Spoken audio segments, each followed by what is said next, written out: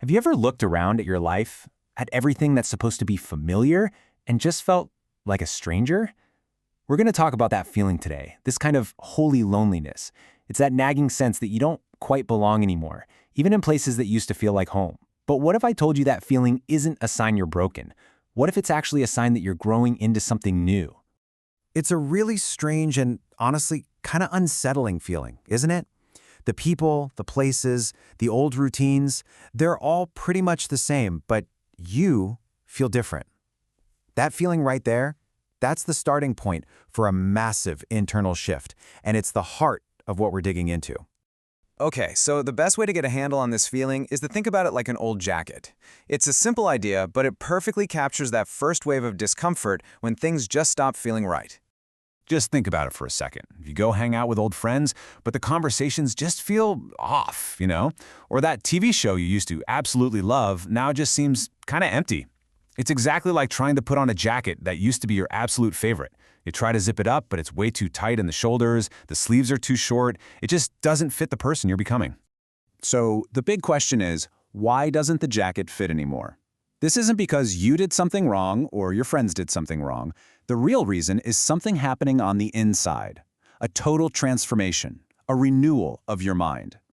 Yeah, this phrase right here, be transformed by the renewing of your mind, it points to a change that starts from the inside and works its way out. It's not about changing your job or your city, it's about a fundamental rewiring of how you think and what you want. This is the engine that's driving that feeling of not fitting in anymore. This whole renewal process can almost feel like a kind of spiritual surgery.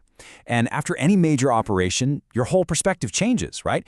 Things that used to seem so exciting and colorful can suddenly look, well, gray and tasteless. And this isn't depression we're talking about. It's more like your spiritual taste buds have been completely recalibrated. So if the old world is starting to lose its flavor, what does this new version of you actually look like? Well, this leads us to a really beautiful new way to see yourself, as an odd number. In a world that pretty much rewards everyone for conforming, for being an even number that pairs up nicely and doesn't make waves, you are becoming something else, something that stands out. And not because you're trying to be a rebel, but because you've been fundamentally rewired from the inside. The writer A.W. Tozer just nails this idea. He says a true believer operates on a totally different kind of logic, loving someone they've never seen, emptying themselves out so they can be full. I mean, to the outside world, these ideas sound like total paradoxes, right? Well, welcome to the logic of being an odd number. Okay, so we've gone from that uncomfortable feeling to the reason for it, and now to this new identity. But this last piece of the puzzle, man, it reframes everything. It suggests that this whole feeling isn't a problem you need to solve. It's actually a receipt. This right here, this is the crucial shift in how you see everything.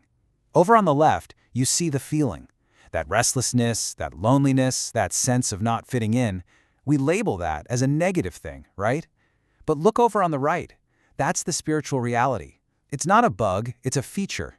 It's your proof of purchase, the evidence that a massive divine transaction has taken place in your life.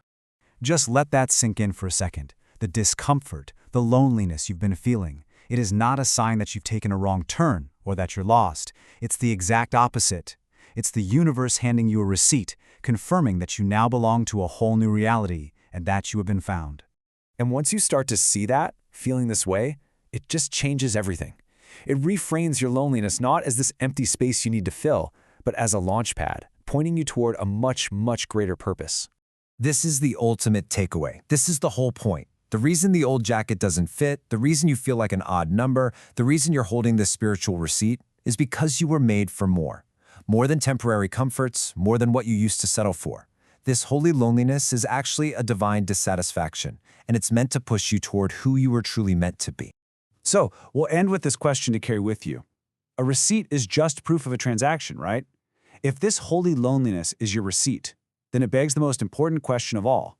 What was the incredible thing that was purchased for you, and what was the price that was paid?